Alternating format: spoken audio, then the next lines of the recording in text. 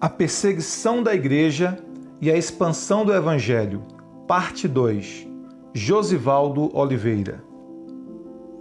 O ministério de Filipe em Samaria, Atos 8, 5-13. Ativando os dons do Espírito. E descendo Filipe de Samaria, lhes pregava a Cristo.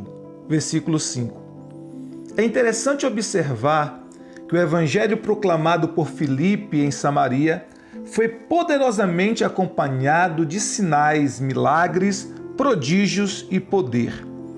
A Bíblia deixa bem claro nos versículos 6 e 7 que os endemoniados eram libertos, os espíritos malignos eram expulsos e os enfermos eram milagrosamente curados pelo poder de Deus.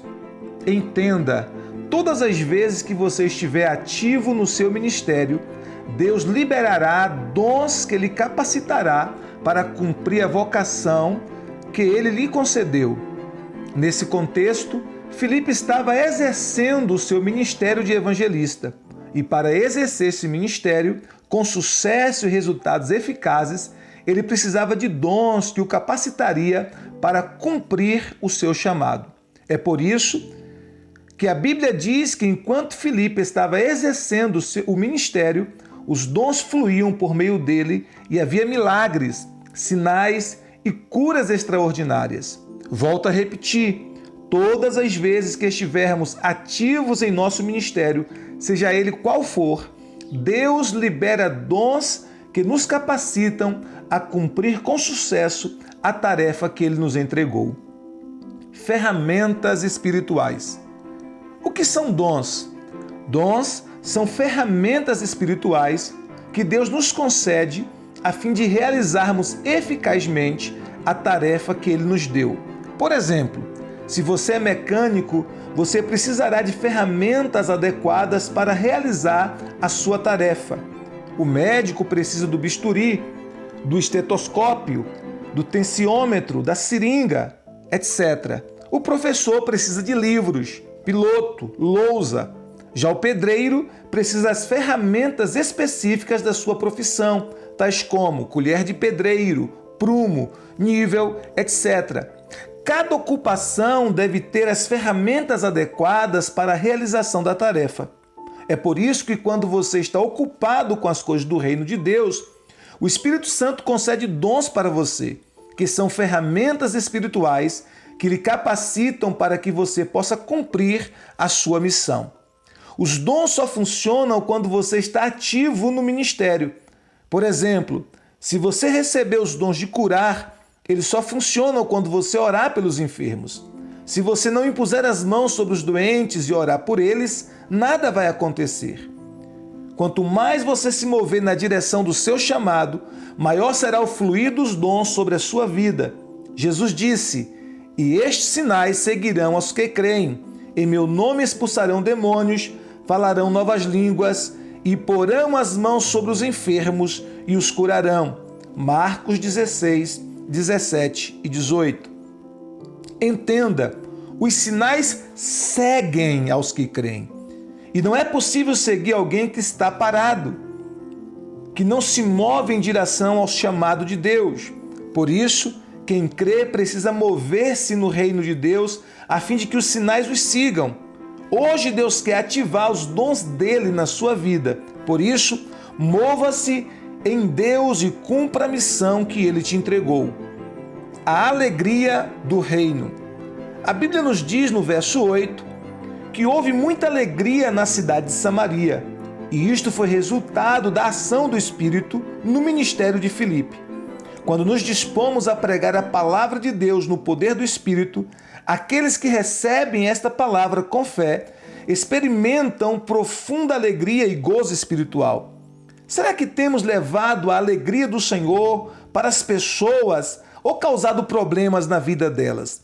Existem pessoas que são semeadoras de dor, de sofrimento, de tristeza e discórdia. A presença dessas pessoas causa muito mal àqueles que as cercam. A Bíblia diz que a presença de Filipe trouxe muita alegria no Senhor para a cidade de Samaria. Espero que toda a sua cidade venha se alegrar com aquilo que o Senhor está fazendo nela através de sua vida. Que você possa ser um instrumento de Deus em sua cidade para pregar o Evangelho aos pobres, curá-los de coração partido, anunciar liberdade aos cativos, consolar todos os que choram, cuidar dos necessitados e proclamar uma mensagem de alegria em vez de notícias de calamidade. Isaías 61. Quando isso acontecer, haverá uma unção de alegria sobre aqueles que forem alcançados através do seu ministério e se multiplicará sobre as famílias, os lares e, consequentemente, sobre toda a cidade. Quebrando o poder da feitiçaria. Antes de Filipe chegar a Samaria, havia ali um feiticeiro chamado Simão, que mantinha o povo debaixo de engano. A Bíblia diz que todos, desde o menor até o maior, eram enganados por Simão.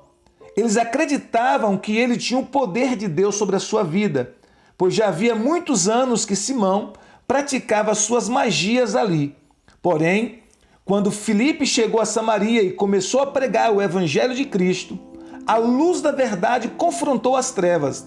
Os samaritanos começaram a se converter a Jesus e a ser libertos de todo espírito de engano, liberados sobre eles pelo feiticeiro Simão. Eles deixaram a feitiçaria e correram para Jesus Cristo, o Filho de Deus. Em nossos dias não é diferente. Quantas pessoas, infelizmente, estão iludidas com feitiçarias, magias, superstições, horóscopos, búzios, tarôs, cartomancia, necromancia, consulta aos mortos, astrologia, etc., acreditando que estas coisas são o poder de Deus. Existem até aqueles que, na prática de suas feitiçarias, usam até mesmo uma Bíblia branca como um amuleto e citam o nome de Deus para enganar as pessoas. Mas a Bíblia nos diz que não podemos adorar dois deuses ao mesmo tempo. Amando um Deus, acabamos odiando o outro, porque a adoração a um alimenta o desprezo do outro. Mateus 6, 24. Contra o povo de Deus não vale encantamento. Infelizmente, existem cristãos que, por não compreenderem quem são em Cristo e a autoridade que têm sobre os demônios em nome de Jesus, têm medo de feitiçarias. Mas, se somos nascidos de Deus, cheios do Espírito Santo, e temos uma vida de santidade e obediência à palavra de Deus, não temos o que temer, pois contra o povo de Deus não vale encantamento. Não há magia que possa prender Jacó, nem encantamentos que possam amarrar Israel. Número 23, 23. Existem aqueles que, mesmo sendo discípulos de Jesus, têm medo de inveja. Não é preciso ter medo de inveja, pois se você está sendo invejado pelas pessoas que o cercam, isso é o sinal do favor e da bênção de Deus sobre a sua vida, porque dificilmente alguém sentirá inveja de um mendigo. Não se esqueça de que sobre a sua vida está o sangue de Jesus. O maligno não pode lhe tocar.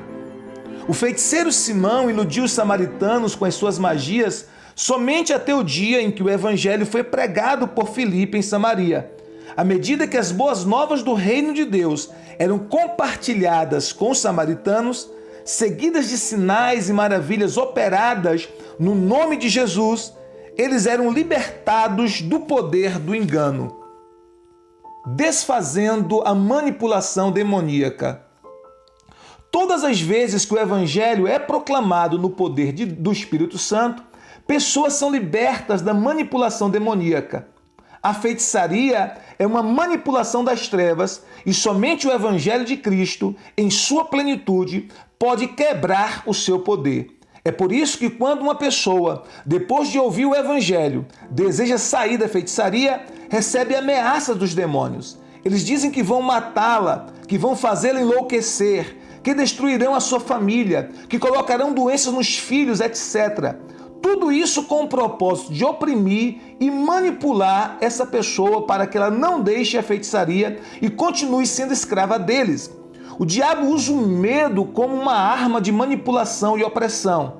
Mas quando a pessoa se mantém firme no seu propósito de servir a Jesus, o poder da manipulação demoníaca é quebrada e ela experimenta profunda libertação.